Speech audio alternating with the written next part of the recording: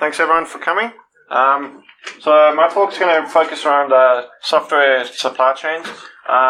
It's a topic that I don't see discussed often in the industry, and it's something that I think we really need to start paying attention to. So just a quick bit about myself. I'm a co-leader of Scotland. I have a job. And I do security stuff, so I'm not going to go too much detail, but I'm active on Twitter and that. And if you ever need help in that, always feel free to reach out to me. My DMs are open on Twitter. Alright, so don't expect any 0 days or anything like this. Most of what I'm going to talk about is existing stuff, known today. It's nothing new. It's just something that I don't see being discussed often.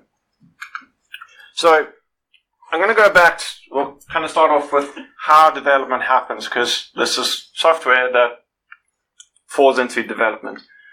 So if we go back and see how companies used to develop, they used to build things from the ground up, start from scratch, and the other thing is big monolithic releases, so your quarterly release in that. Now that's important because when you had big quarterly releases, it was a lot easier to do security reviews. Hey, we're doing this release in August. Yes, it's going to take a lot of time to review it, but you knew it was going to happen. You could have appropriate resources allocated for that specific time. Going to today, software's development's completely changed. We now have libraries that we essentially glue together to provide a service or develop an application, and things are growing rapidly. There's no longer these monolithic releases. Sometimes it's a bit of a chaos, like that bust in the middle of the way. The point here is it's continuous release upon release. So you can no longer, hey, we're going to allocate a security resource for this amount of time. It's going to be something that's going to happen on a continual basis. And this kind of falls into this. Businesses are now moving faster, trying to keep ahead of the competition. So they have to move faster. So you've got things like continuous integration, continuous delivery. So deployments now at a click of a button. The way that works is have automated tests, pass automated tests, release into production. Also important, this is not going to scale. So you can't do manual security reviews and testing. And you need to build it in. So I'm sure most people have heard about shift left. This is kind of why there's a specific need to shift left. And as I mentioned, building up systems now from libraries. And this here is from Sonotop, their 2019 state of the software supply chain. If you haven't read it, I recommend you read it there. You can download a copy. And there's some interesting facts in here. So almost 8 million source code open source releases a year. 313,000 downloads for enterprises of open source. And then 146 billion requests to download from a central repository. So those numbers are quite surprising. And perhaps most alarming is the bottom one. 71% increase year on year of breaches due to open source. Now, this is not saying open source is bad. It's just a problem that we need to look at and hopefully address. And then also, when we look at the supply chain, I kind of break it into the three kind of silos. So you have a service.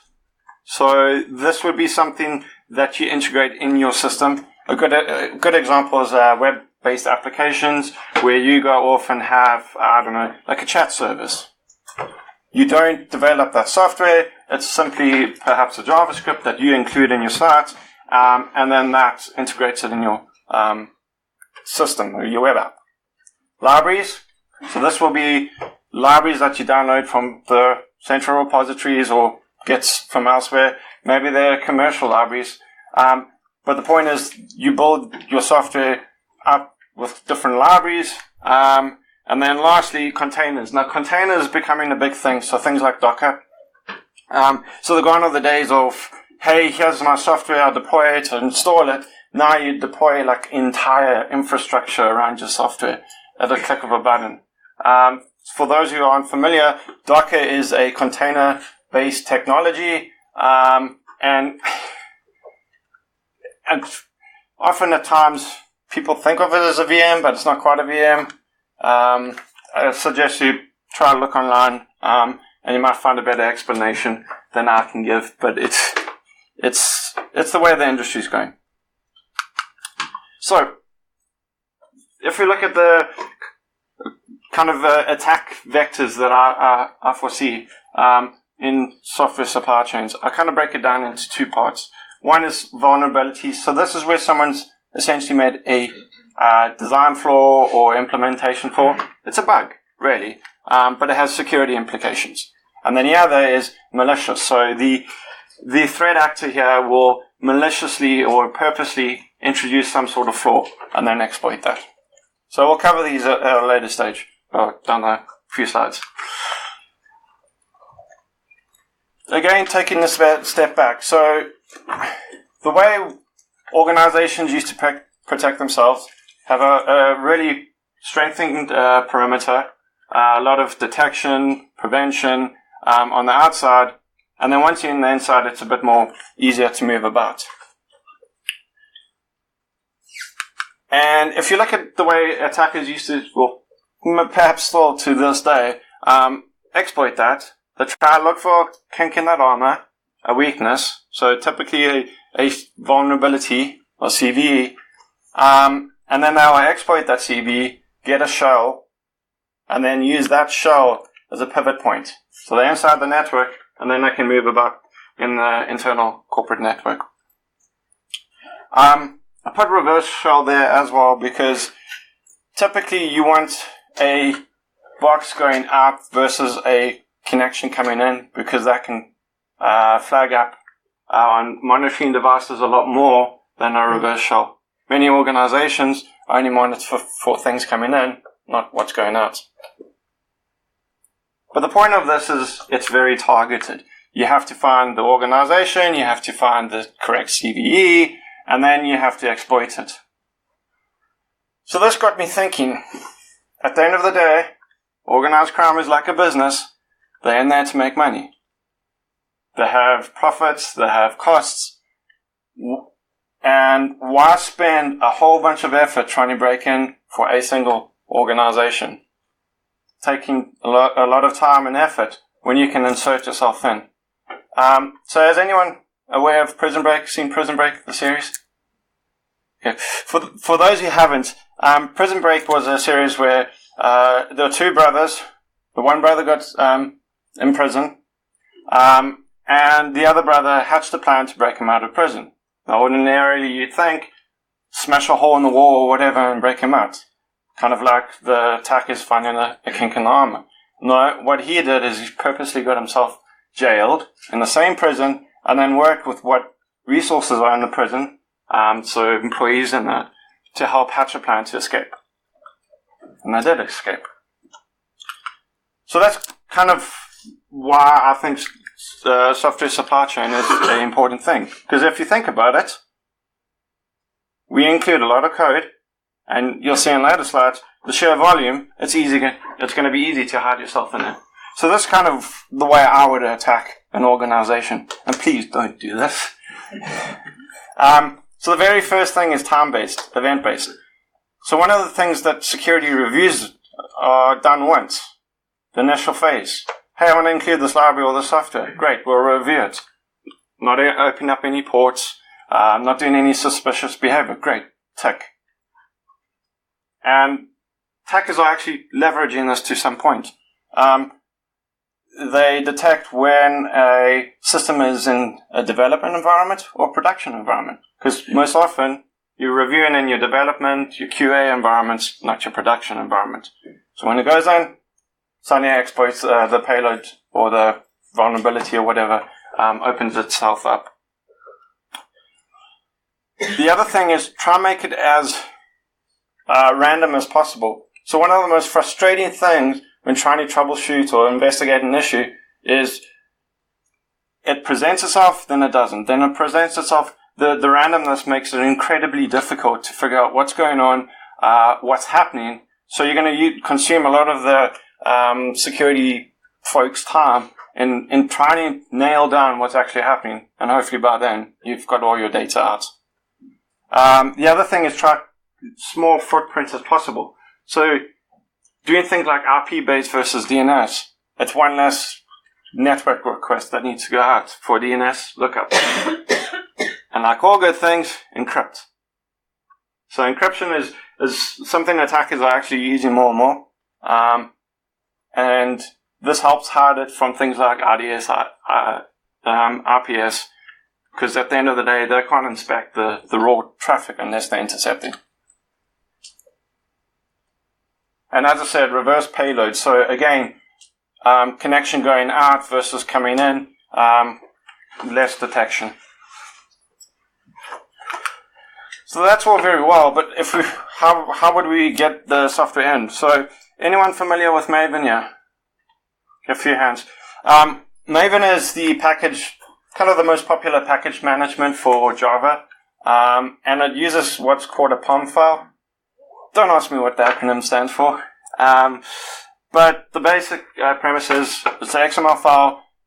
It defines the build for that particular application.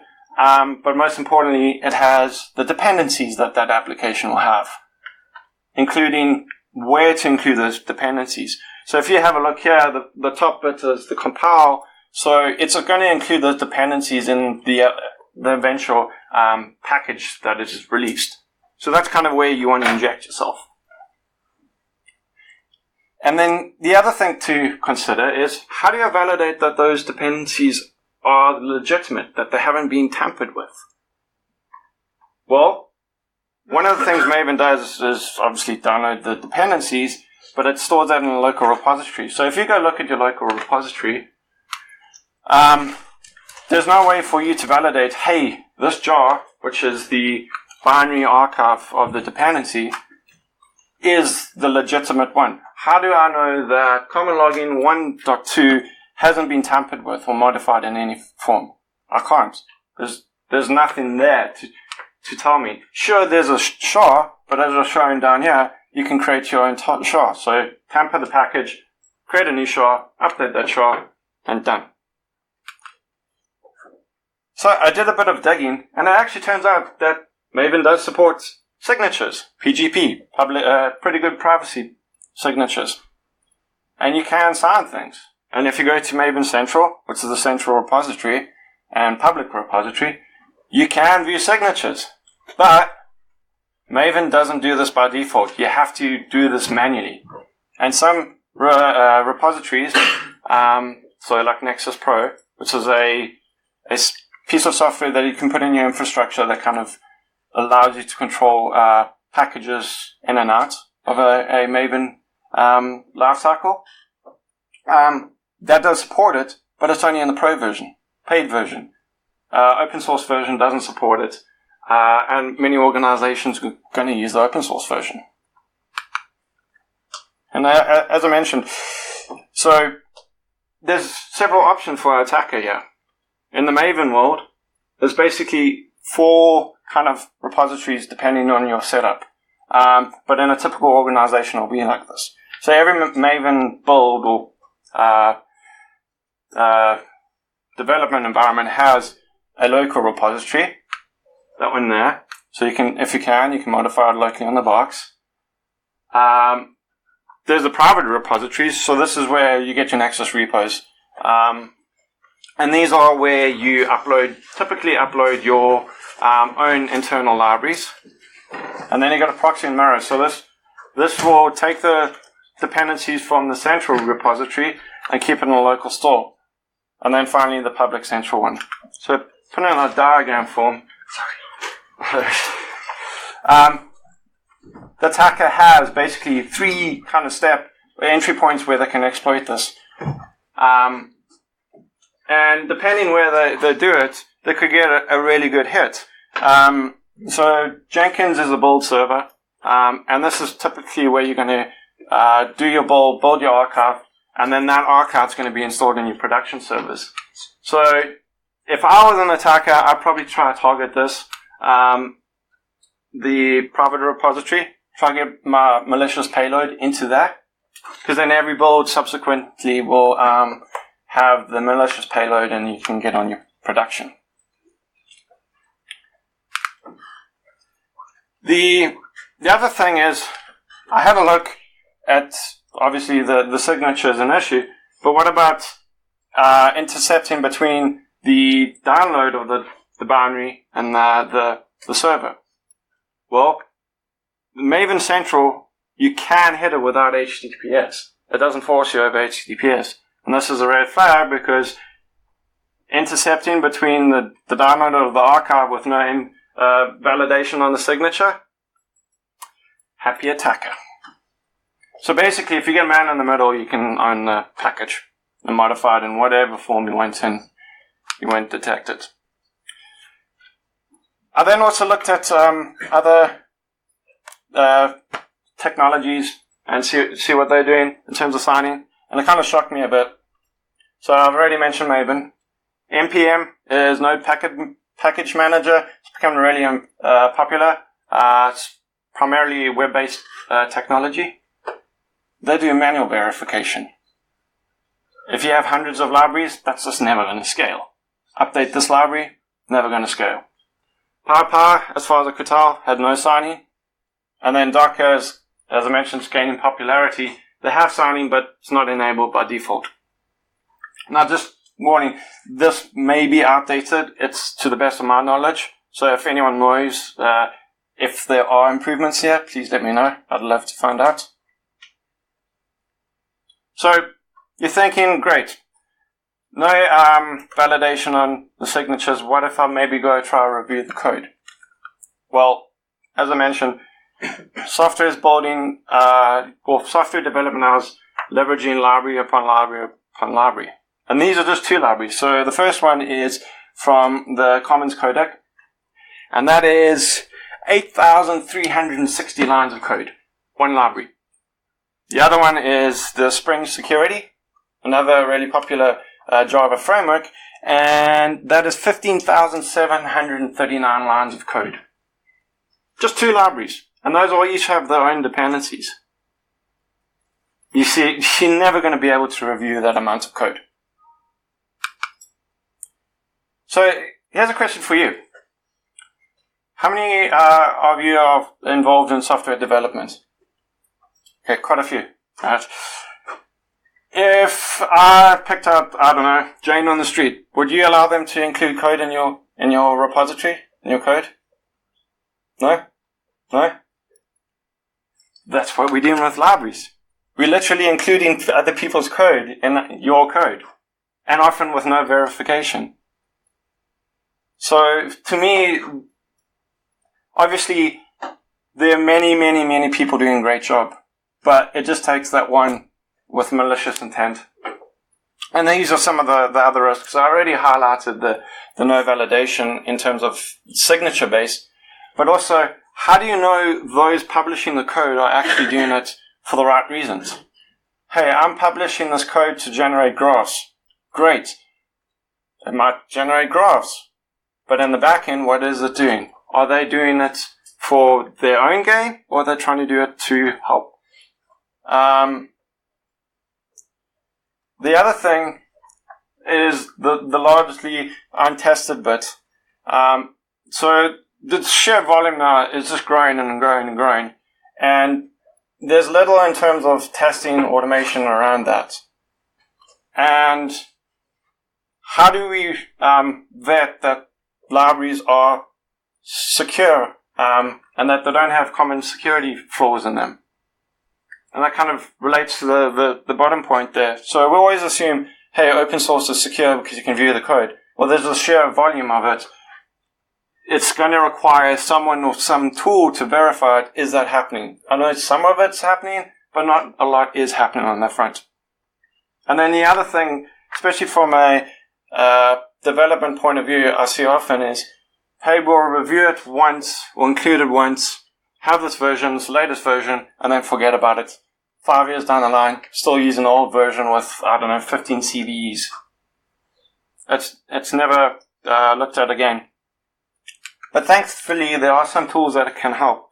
So Veracode is typically looked at a source code analyzer, so looks at the code for common vulnerabilities. But they also have some dependency tooling in there now. Not looked at it too much, to be honest, but they are improving that. NPM, I don't know why that came out back to front. I did notice that now. That's not MQN, it's NPN. So that's Node Package Manager.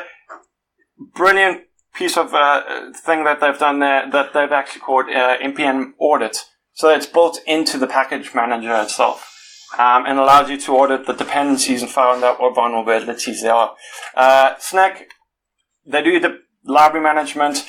I'm not too sure what features in that they have in there because I never used it, but I know they are involved. Best look online, see if they have any more.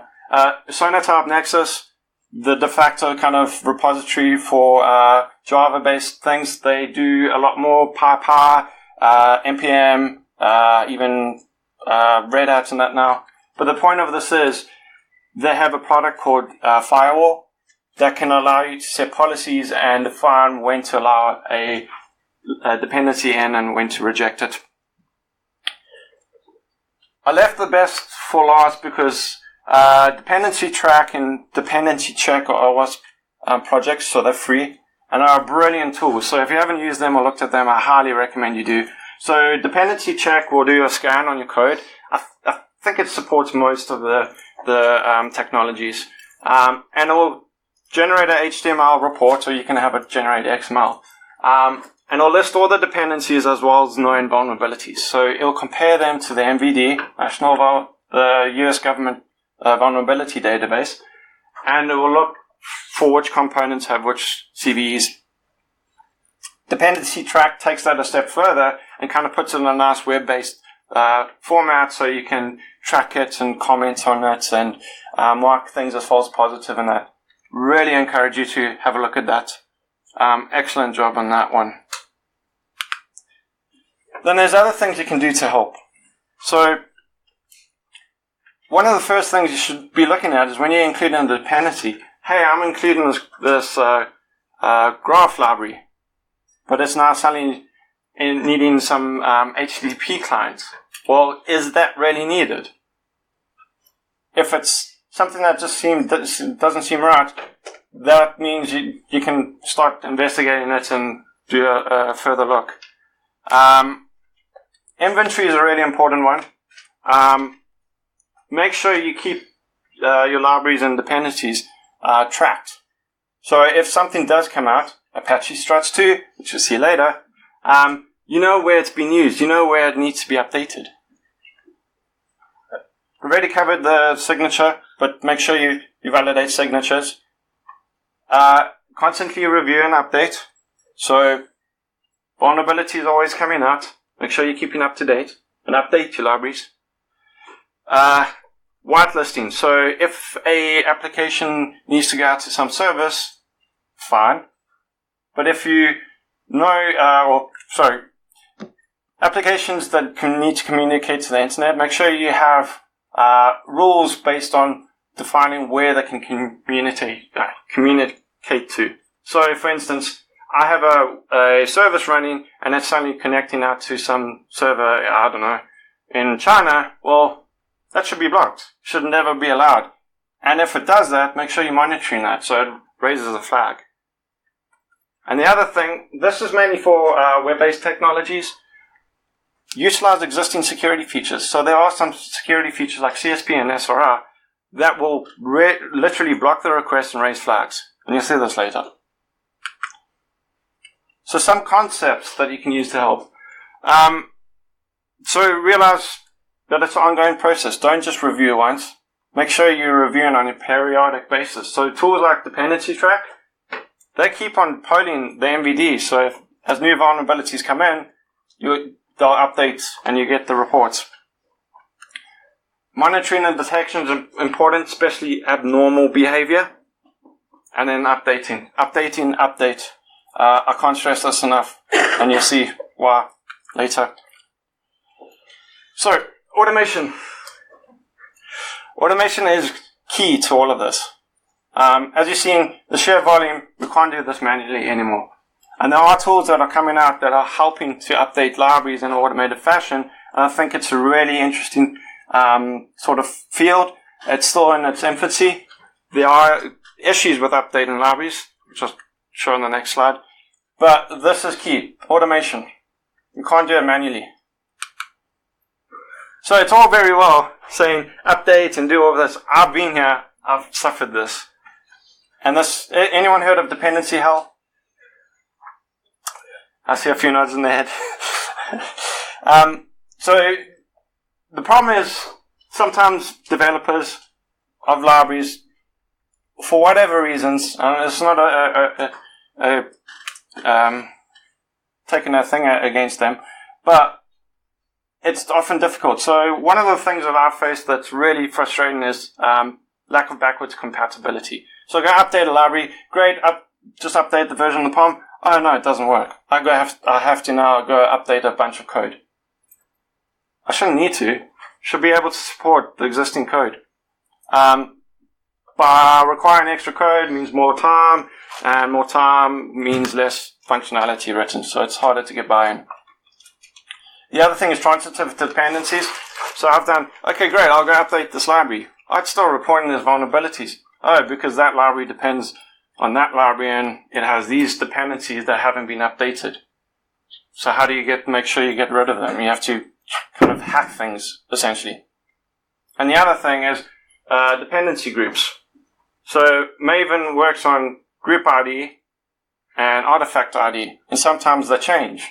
And when they change, you don't get informed, or you don't see they've done a change, and then you try to find out what's the latest library, and you just get stuck. And it takes time to figure out what's actually going on. So one thing that I'm really a big advocate of is real-world examples to drive the message home. So Bootstrap, SaaS, anyone familiar with Bootstrap? Got a few hands. Bootstrap is a library for web-based technologies. This is a gems-based library for, I guess, a wrapper for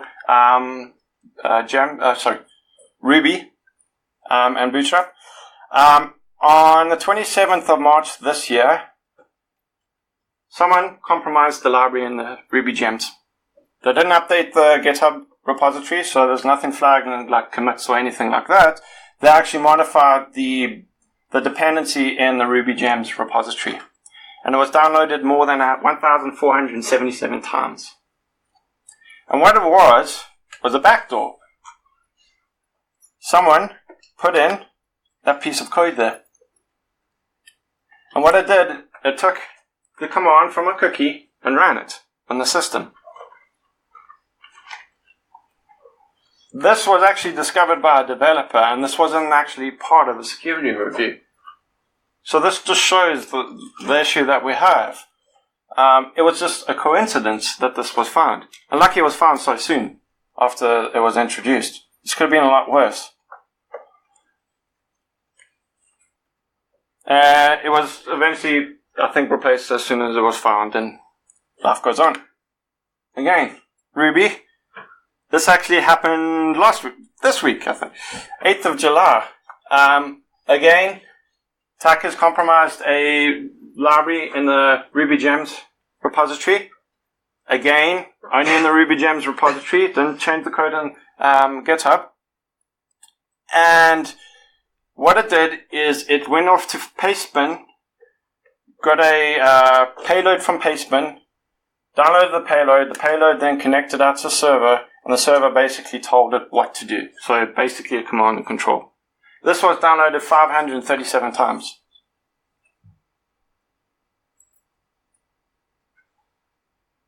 This one was actually found based on a security audit. So this was one example where standard security auditing did actually catch something. This one here, Scott Helm, who's not in the room. He's about somewhere. He's the one that actually brought this up on Twitter. So it was a Sunday. I think it was last year. It was a company called CoreText Help.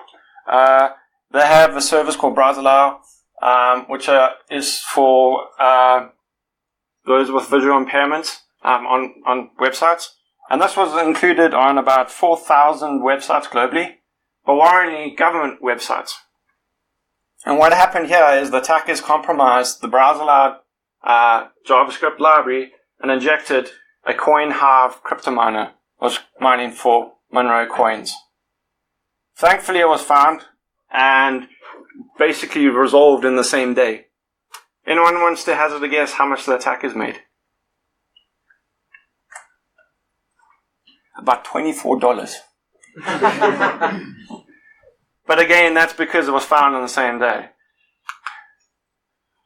So, this one's been in the news. British Airways. Between August 2018 and September 2018, they had a collective group called Magecart.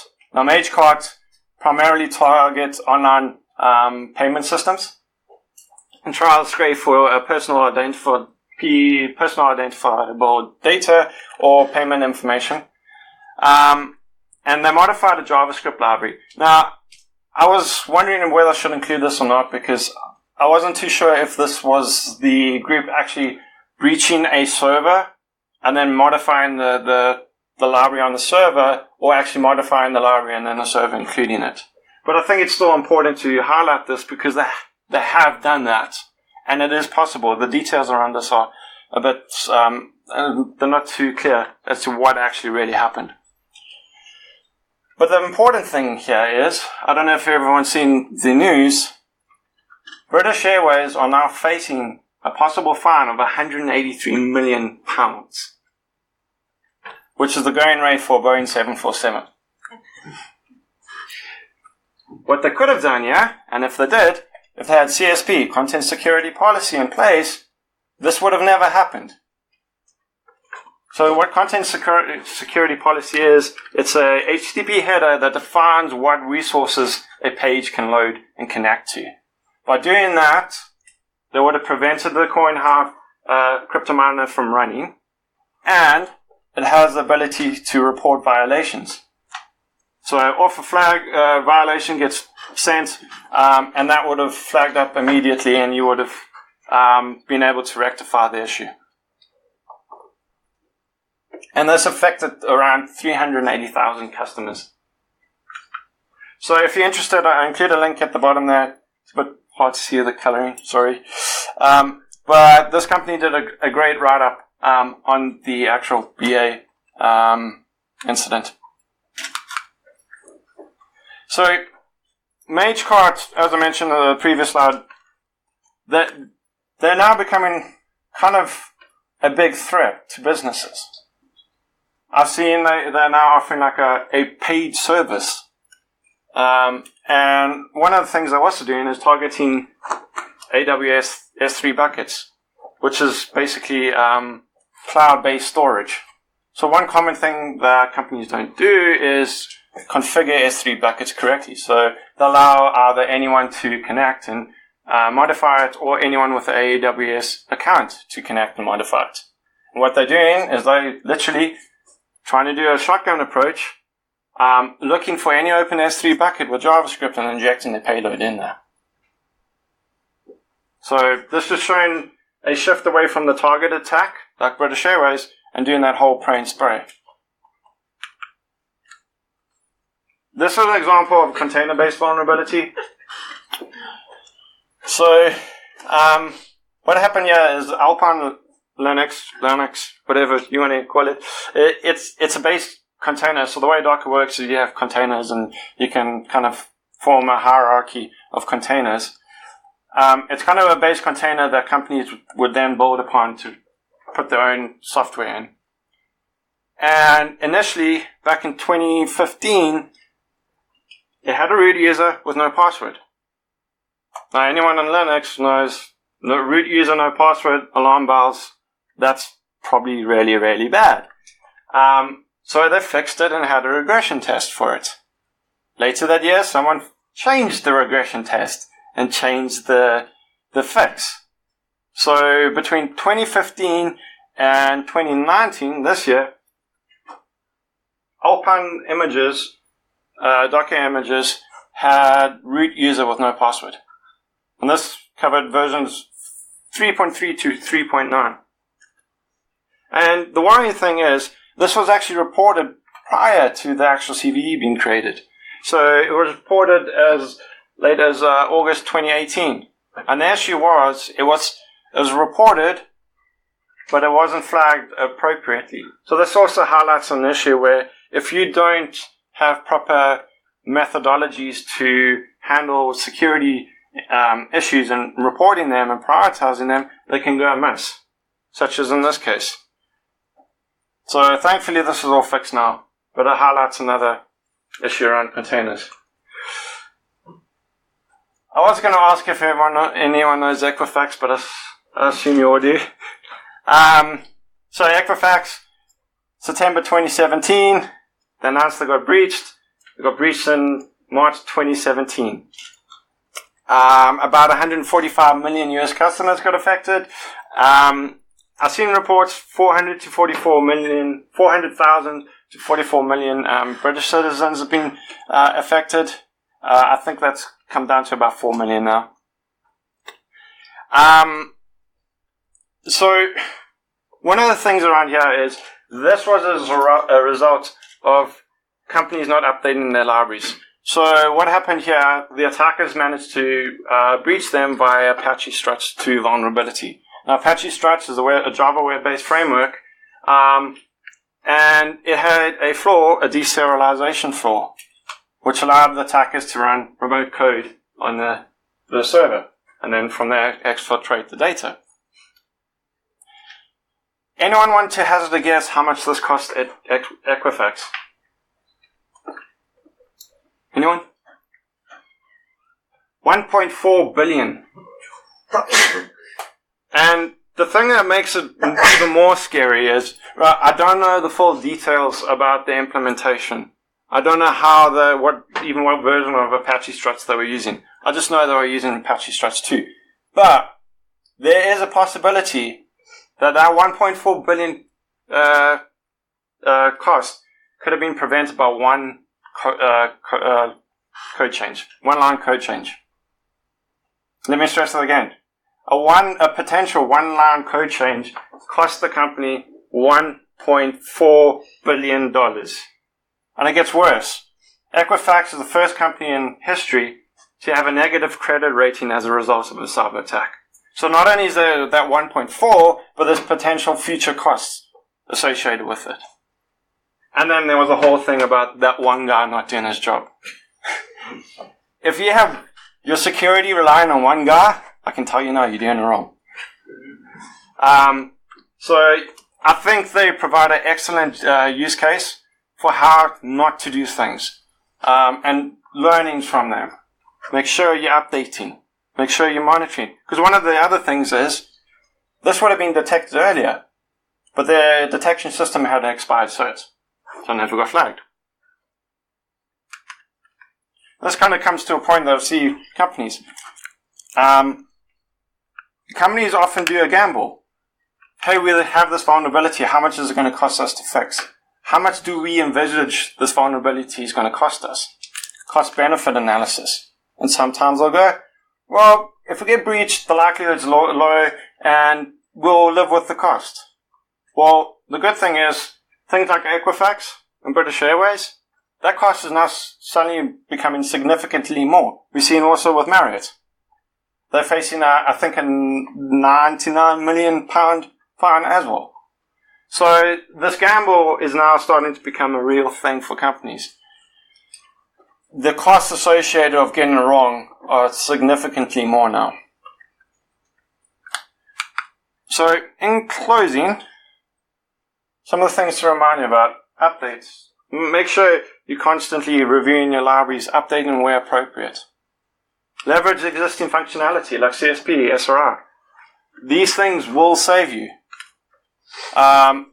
Both in the Well, I already highlighted the example with the crypto miner.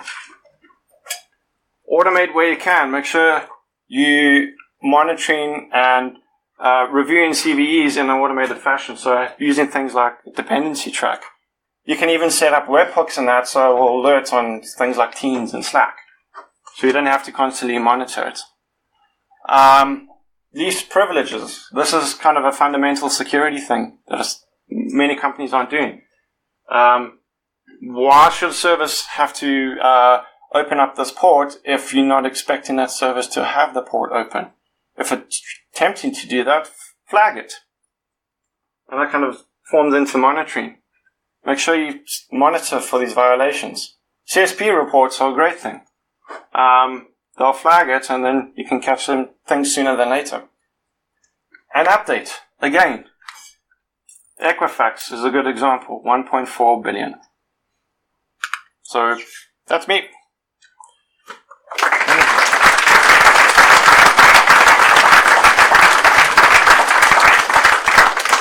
Any questions? Yep. From the point of view of security teams that works with development teams, let's say you've got your basics right, you put automation, you standard running tools. Is there any point asking developers before you add yet another dependency, ask me, or is it just a pointless game to slow them down? So this kind of forms into your whole fast solution. So having tools like Nexus Firewall will really help. So you can set policies in place that, hey, if this library has a CVE greater than like 9, block it so they can't actually include it. Also, the other worrying thing about libraries is they have licenses associated with them. So if you're not monitoring for that as well, you can have legal implications. That solves the existing vulnerabilities, but you also need some mechanism to make sure you're scanning the service when it actually gets developed, so it's not up. So if it's opening up like random ports and that, you can actually detect that. So having things like Qualys can help with that. It's also around the inventory. Hey, this service I know has these ports open. Anything opens up outside of that should be flagged. So having some tool that automates that's going to help a lot. I'm a big fan of automating, reducing the burden of developers, because then they're going to be less resistive and all of that. It's a difficult one to solve. Oh.